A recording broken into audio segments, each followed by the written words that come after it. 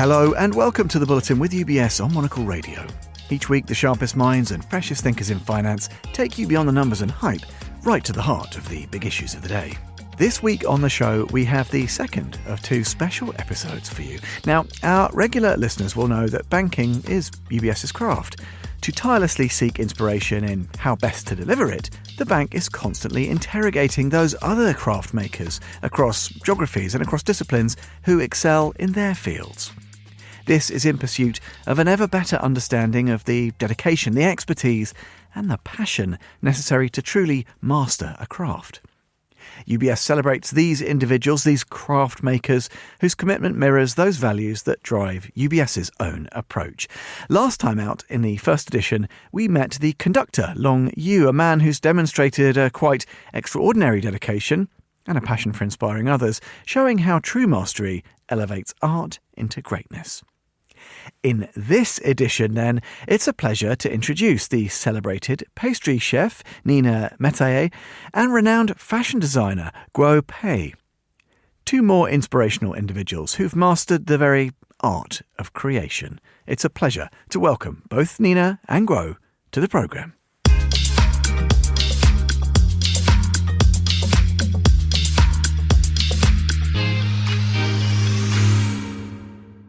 Nina Métayer and Guo Pei work in different mediums, one with water and flour, the other with silk and gold thread, yet both share an unwavering commitment to excellence and the belief that craft can create lasting memories.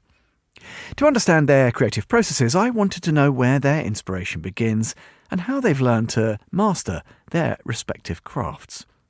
Both craftsmakers begin with a fundamental philosophy about the purpose of their work. For Nina, it starts each morning in her pastry shop. For Guo Pei, it's about leaving a legacy that outlasts us all. First, here's Nina. With happiness, with good cheer, means we start the day with a smile. We start it together.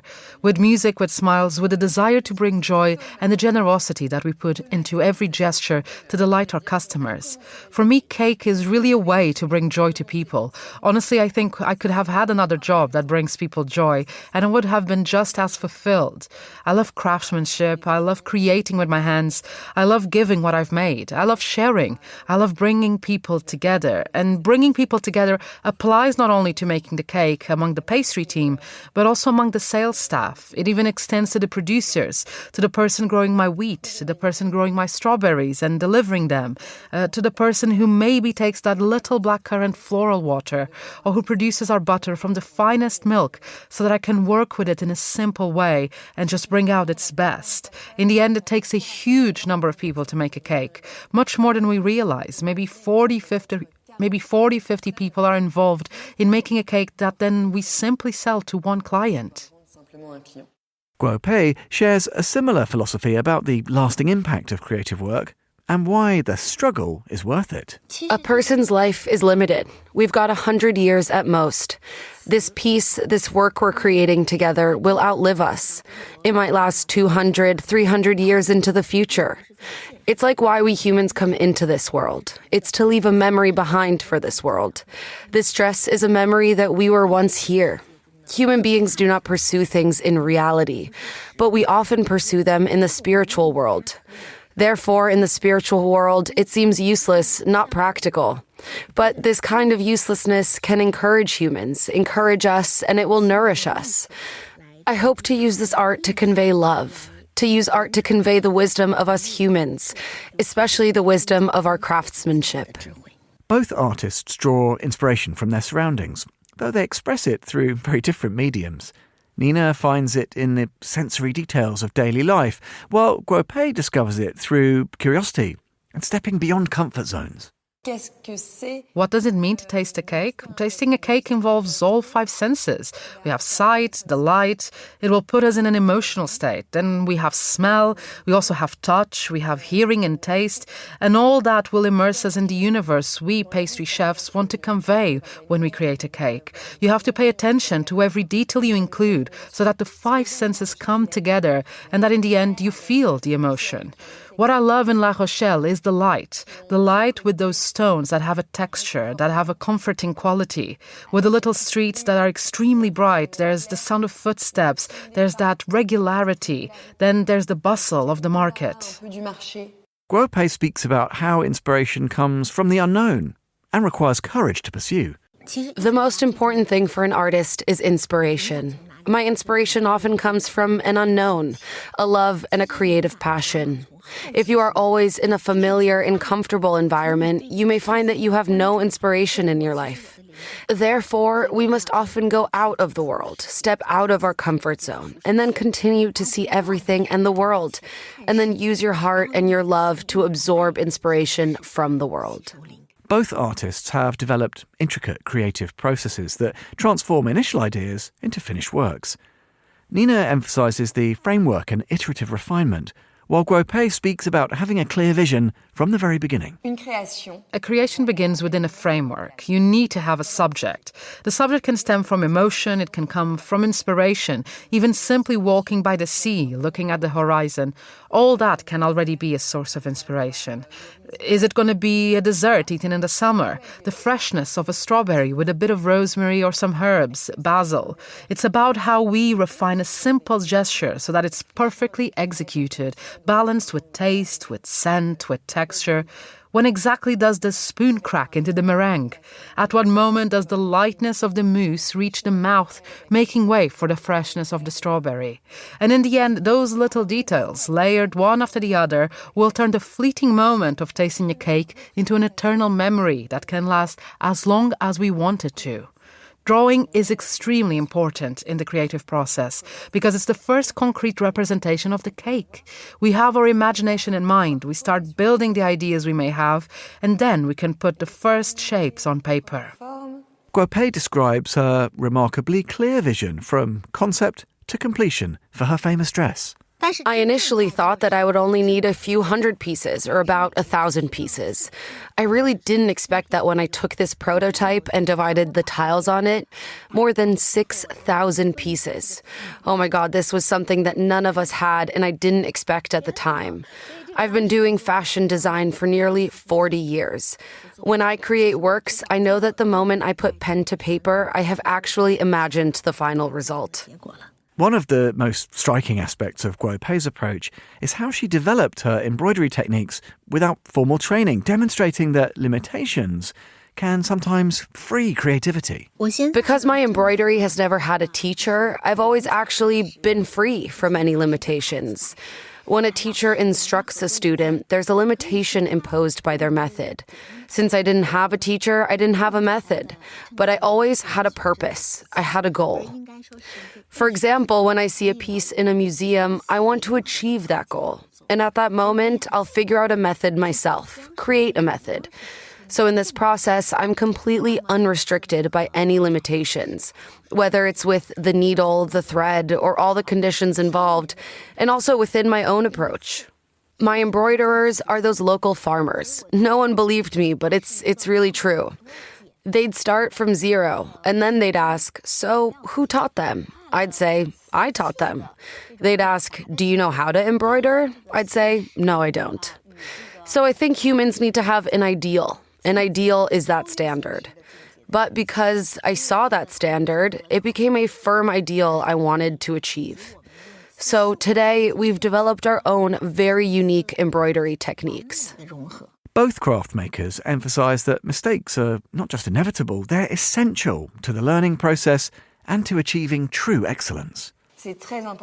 It's very important. When we create, we inevitably go through a few errors. Because in the end, if you create something and it works right away, either it means you could have done better, or it means you already knew the cake, and it's not really a creation. So to reach a real creation, to create something new, if you haven't made 30, 40, 50 mistakes, then you haven't pushed the project all the way through. And it is through these little mistakes, little by little, that we learn. And ultimately, if we don't go through those errors, we don't learn new techniques. techniques. We don't create. We stay stuck with what we already know, and we can't achieve excellence. I do remember a few failures. I was too impatient. That's the thing, impatience. You have to let a cake set. It takes time. You have to let it rest. In pastry, there's time you just can't compress. And in the beginning, when you're starting out, you're too impatient. I remember unmolding it, and the cake just ran everywhere. Craftsmanship can be learned. Creativity can be learned. And I believe the best professionals are not the fastest ones. It's about having that perseverance, that strength to start over, to keep going, to fall and get back up, to fail and keep moving. Because the more mistakes you make, the more you learn. Guo Pei emphasizes the importance of both persistence and self-improvement. I feel that I've been in my career for more than 40 years. In fact, it is still in a limited state. Human beings constantly pursue their own excellence. They will surpass themselves, not their peers, nor other people's standards, but the superego and the inner standards of the sub-ego. I hope that our creation today can inspire many young people, inspire their inner passion, and inspire an inner impulse in life. I hope that the work can inspire them and inspire young people. Because everyone needs success, but they don't know how to achieve success. In fact, persistence can lead you to success. Both artists work with fundamental materials, but it's their skill and vision that transforms them into something extraordinary, as Nina first explains. Water, flour, and salt. With just 3 extremely simple ingredients, we're able to give life to this bread, and it's magical. It's the precision of ingredients and details that make a cake good, that turn a simple cake into something exceptional. The precision of temperatures, the movements we use, faster or slower. A well-chosen strawberry is extraordinary. One that's not sweet enough, disappointing. Same recipe, same weight, different result. And we have choices. That's the value of craftsmanship. It gives us that experience. You can't guess it. You have to learn it, know it. And for Guo Pei? I really love gold. Maybe because when I was little, I rarely saw gold, very rarely. And when I was very young, my grandmother told me, yellow isn't something ordinary people like us can touch. So yellow became something noble, a symbol of status. I've always longed for gold, for yellow. Then, gradually, I grew up and I came to see gold differently. I felt it wasn't just a color. It's not just a symbol of wealth and status. It's more like light, more like love, more like the sun. So in my works, I've never strayed from this gold. I saw in Japan, they're weaving the fabric for kimonos, these incredibly fine fibers, real gold, so very fine. And I said at the time, can you give me some? I want to take it back to embroider with. But the Japanese company, they told me, this won't work. You can't embroider with this. It was so fine, real gold thread. And when I brought it back and used it, I found it broke so easily. It would snap every 7 stitches. So I went back to Japan, and with some very small workshops in Japan that make gold thread, I talked with them about how to make the gold thread more durable. So how would these two supreme artists explain their ongoing dreams? What drives them to keep creating? Nina Métayer, again. When I succeed with one project, it means I've tried 25 others alongside, or that 25 are still in progress. I always have many dreams, many projects. I'd love to travel even more with my pastry work. I'd like to grow, expand my team even further. I have plans for team development, for indulgence, of course. When you do my job, when you're a pastry chef making people happy, why not make even more people happy? For Guo Pei, it's about preserving traditional skills while embracing creativity and innovation. In China today, there are many old traditional skills, which seem to be leaving our lives. But as for traditional skills, we need to record them, because the inheritance of traditional skills is actually to carry forward traditional memory. Skills are not just for learning and inheritance. You have to create on the basis of inheritance. Inheritance merely connects yesterday, while creativity moves us into the future. Today, we have created technology, and we have created many, many things that did not exist in the past. Therefore, I feel that in the protection of this traditional skill, as long as some people manage it, record it, and keep it in a museum, even if it provides some inspiration to future humans, it may not necessarily allow them to truly return to life. We need to record it as history. The incredible Guo Pei, and before that, Nina Métayer, bringing us to the end of this special edition of the programme here on Monocle Radio. You can hear more stories of extraordinary craft on the programme, including our conversation with Maestro Long Yu. Find them and the rest of the archive at monocle.com or wherever you get your audio. You can discover more and find out how UBS can help you at ubs.com. There you can find out more about UBS's own mastery of the craft of banking. And you can search Craftmakers while you're there to find further resources, articles and films. This is The Bulletin with UBS on Monocle Radio. I'm Tom Edwards. Thanks for listening.